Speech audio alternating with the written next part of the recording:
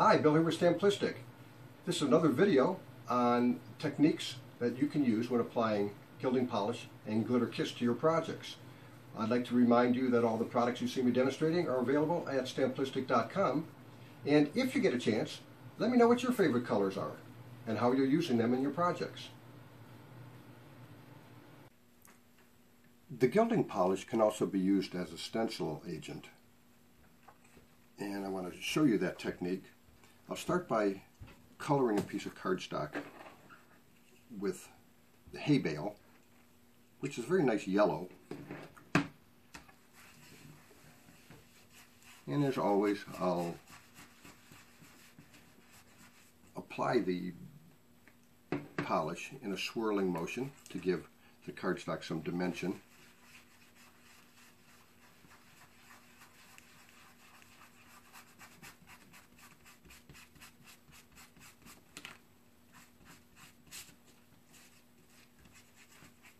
Okay.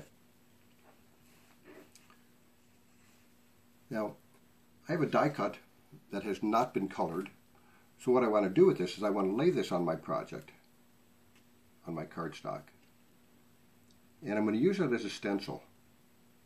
At the same time I'm using it as a stencil, I'm coloring it, so I can use either this colored die cut at that point in this project, or save it for another project. I'll pick up some pistachio green. Now, this you need to be a little bit careful with, because you want to use it as a true stencil. So I'm going to color my entire card now at the same time that I'm coloring my die cut.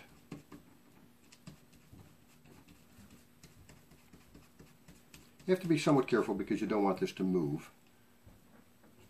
I'm going to wait for that to dry just a little bit, and I'm going to put a second coat right over it so I get good coverage.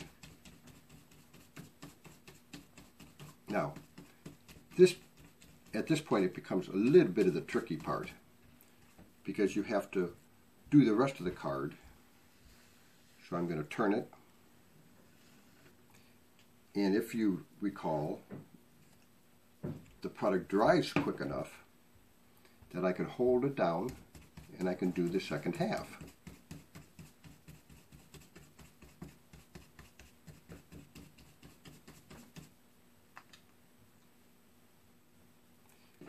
If as you're doing this, if you get a little bit of transfer of any kind of colors or it pulls it off, just go back over it real quickly.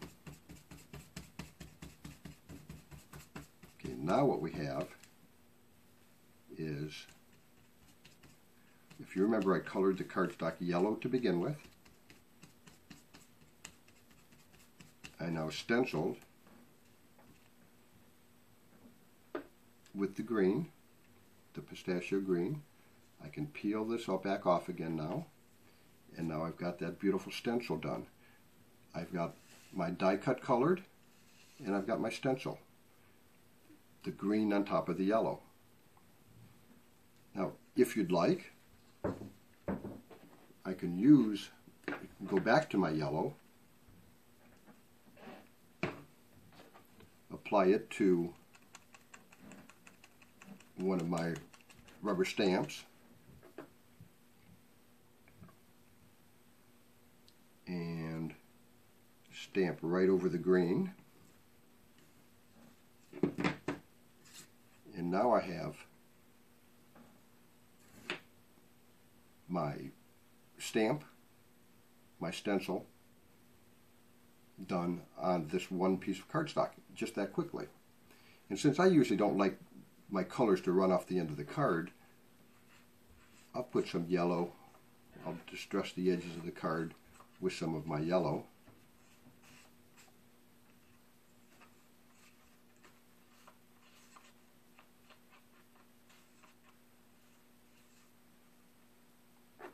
And it gives me a completed look.